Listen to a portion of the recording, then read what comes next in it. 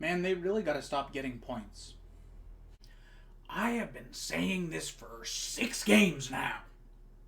Honestly, their goaltending is just too good. Hello, everybody, and welcome to DDFR number 65 on the season. Today, we are going to react to the Ducks going into Vancouver and losing 3-2 in overtime to the Canucks.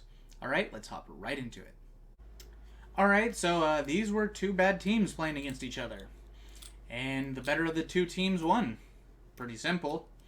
The 3 stars of the game, they're about right. Elias Pettersson, 2 assists. Z with an assist. I might not have given it to him. If there was any duck that probably deserved it was probably Dostal. JT Miller, 2 goals. Not much more to say about that. Yeah, Ducks were barely hanging on in this game. So, as you can see down here below the 3 stars, the Ducks got outshot 34-22. It's about normal for them. Yet again, getting outchanced, yet again getting outshot. This team is reverting back to pre-December Anaheim. And honestly, that's going to help the team. So even if Dostal didn't get the 2nd star, and, it didn't go to Zegras either, the next person on the list, in my opinion, Troy Terry. He was a little bit snake-bitten regarding getting shots through in the last few games. He still has 18 goals on the season, and he looks like he's just chugging along to 20. I mean, 25 is what we would really like to see from him this year, especially with how down his scoring was. But 30 is not out of sight.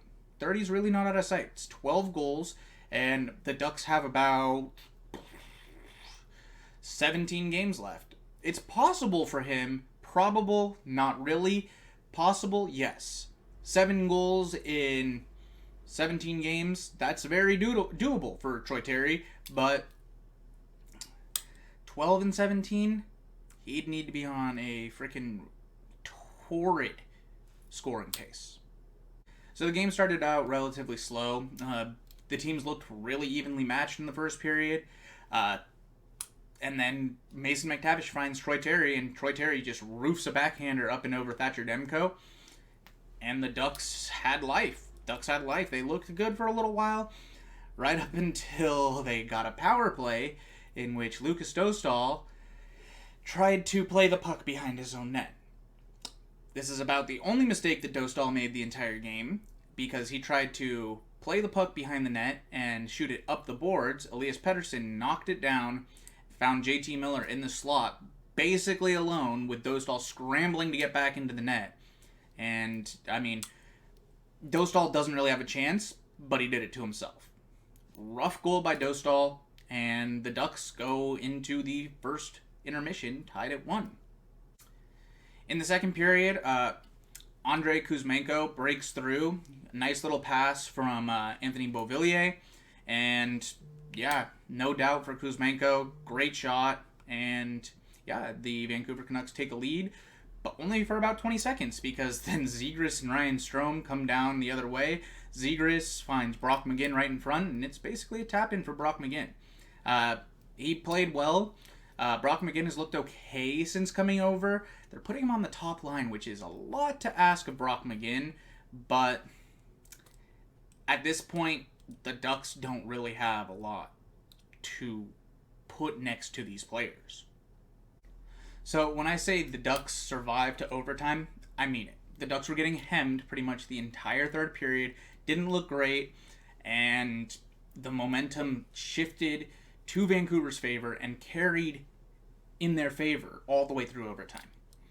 Vancouver in overtime, they win the faceoff, and it's pretty much over from there.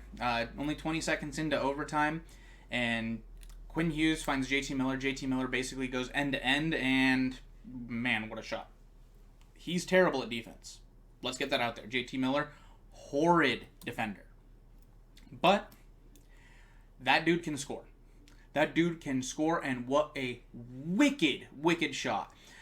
Not going to blame Dostal at all. Not going to blame anybody on the ice.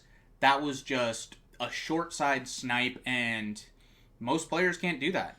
So JT Miller, even though he's got his defensive warts, that dude is still still an offensive just juggernaut, really. So as you can see here, regarding what was discussed in the intro, yeah, Ducks didn't deserve this game. The only reason they were in this game was Lucas Dostal. Even though he gave up a pretty dumb goal in the beginning, this was a game that the Ducks probably should have been ran out of the building. First game was 8-5, and honestly, that was when the Ducks had no confidence at all. But both John Gibson and Lucas Dostal are way more confident because they've seen the team win recently, and they're like, well, look, there is hope in the future here. So, I mean, it's good to see that the goalies are putting out their best effort and night in, night out are giving the Ducks a chance to win. It's not so great for the draft. The Ducks really need Connor Bedard, or at least a top 3 pick, and goaltending isn't helping that. So when I say that the Ducks had no momentum in the third period, I mean it. As you can see right down here, they flatlined from about 5 minutes in the second period, with 5 minutes left in the second period, until the end of the game. And it was bad. It was just bad, man. They did not put out effort, to be completely honest. Like, yeah, second half of a back-to-back, but come on, man. You need to have a better effort than... that's got to be, what, 0.1 expected goals for from the end, from 5 minutes left in the second to the end of the game? 0.1, 0.2? It's abysmal, man. You can't do that. So something that the Ducks actually did a really good job with that game was they stayed out of the penalty box. Vancouver had 2 minor penalties, and Vancouver Canucks capitalized on one of those minor penalties on a shorthanded goal. That's the one that Dostal gave away to Elias Pettersson. So on Friday, the Ducks go into Calgary to play the Flames. They play at 6 p.m. Pacific Standard Time, 9 p.m. Eastern Standard Time, and this game should go in favor of the Flames. Flames beat the Ducks' first game 3-2 in overtime in Anaheim. This is the second game that they're playing against them this year. They'll have 2 more after this. I expect the Flames to kind of run the Ducks show. The Flames are battling to try and get back into a playoff spot. Ducks don't really have a lot to play for. Ducks will go out there because they're playing a fuck you kind of style of hockey. Like, we don't care how bad you think we are. We can actually play hockey. So it'll be interesting to see whether the Ducks come out with that fire, or if they let the last 2 games, where they lost both of them, affect them. They're still a young team. I wouldn't be surprised to see them a little downtrot. I expect Zegras and Terry both to be on it. McTavish, he's hit or miss sometimes, especially in this first season of his. There's some times where he looks just kind of lost on the ice, but even still, Ducks' top scorer actually has more points than the Flames' top scorer, which is very surprising because you'd expect the Flames' top scorer to be like Jonathan Huberdeau, Elias Lindholm. You could even go with someone along the lines of Andrew Mangiapane. It's Tyler Toffoli. Tyler Toffoli has 54 points, 26 goals, 28 assists, and he's a very familiar opponent to the Ducks. At least John Gibson and Cam Fowler. The rest of the team, Silfverberg, but the rest of the team doesn't really know Toffoli that well. So it'll be interesting. It'll be interesting to see the Ducks come in and take on the Flames, who are really fighting for a playoff spot. The game will be broadcast on Bally Sports West for anybody in Southern California. For anybody in Canada, I believe the game is on Sportsnet for you guys. The rest of the United States, you're looking at ESPN+.